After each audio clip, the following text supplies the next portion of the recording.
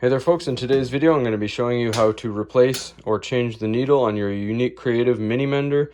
This is a portable miniature sewing machine. So if you look at it, the needle's on the front, there's a Phillips head screw. We're going to loosen that. But first you're going to use your winding wheel to adjust your needle to the highest position. So right about there is good.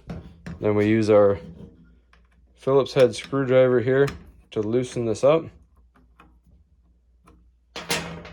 And then we use a pair of needle nose pliers, grab at the needle. If you use your hands, you won't be able to get it out. It's fairly difficult. So that is our old needle. And if you look at the needle, it has a flat spot on it that faces the front.